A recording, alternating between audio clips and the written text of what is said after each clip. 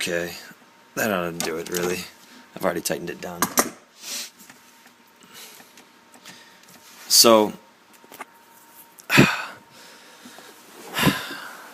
it going? Alright, so I did the plumbing under the sink yesterday.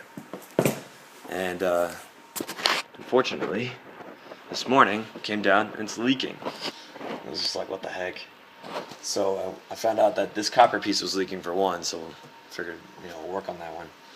And what I found out was, yesterday when I put it together, I was kind of in a hurry. And I didn't have a copper cutting tool. So I was just like, well, one tool is as good for one thing as another, I have my handy dandy grinder wheel with a diamond blade, and I've been using this thing for everything from cutting tile, to cutting natural stone, to sharpening my pencil, if you saw it on my Instagram, to cutting wood. I don't know what else. Clearly cutting tile yesterday, or cutting copper yesterday,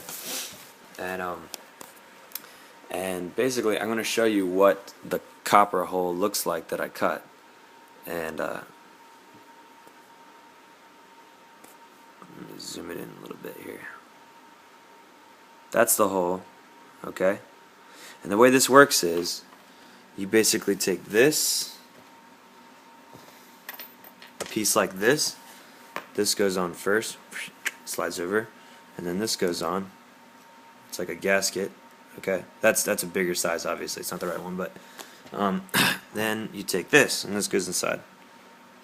That slides inside, and that's already over top, and then you pull all this together, and it crimps down. That adds as support, and this is all in there, and it tightens it down.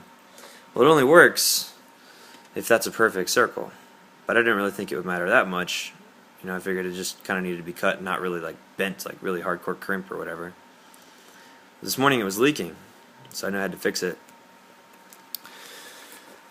So I went to Lowe's and went ahead and decided to go ahead and just, while I was there, go ahead and buy the right tool for the job, which is this handy dandy little guy.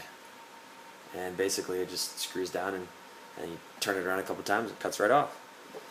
And I was kind of amazed to see what the right tool for the job does. And so I want to see if you can tell the difference between the wrong tool for the job and then the right tool for the job. It's pretty insane, right?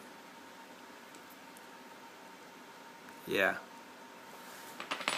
Well, I just finished putting it on, and it was completely obvious why you're supposed to do it with this cutter and make it right. And then I had to, because I didn't do it with the right cutter, I had to go back and buy all like new inserts and whatever. It wasn't that expensive, but I still had to go and take my time to go get all this stuff and take this apart and put it all back together. When if I'd have just used this tool for what it's for, which is cutting tile, and if I'd have just used this tool for what it's for, which is cutting copper, I'd have probably been a lot better off. Would have saved a lot of time and money and everything. And it kind of got me thinking, like, as Christians, we need to be careful that we don't go trying to just weird tools, and God uses us for His glory, and we need to be careful that we don't run off and try to just do whatever we want to do. We may be able to do some things, but we not realize that we're not it's not God's will for us to be doing a certain thing, even though like we may say, oh well I can do that too. It may be God's will for someone else to do that thing, and maybe we're supposed to stick with doing whatever it is that He has put right in front of us. And so anyway, so I just thought that was kind of interesting, something I learned about being willing to be the right tool for the right job, and just seeking God for His will and how He wants to use you, because He will use you immensely.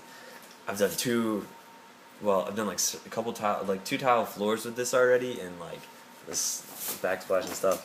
So this is very useful, and clearly this guy, even though he's small, it's also very useful. So just if you feel like you're small, God can use you in a big way.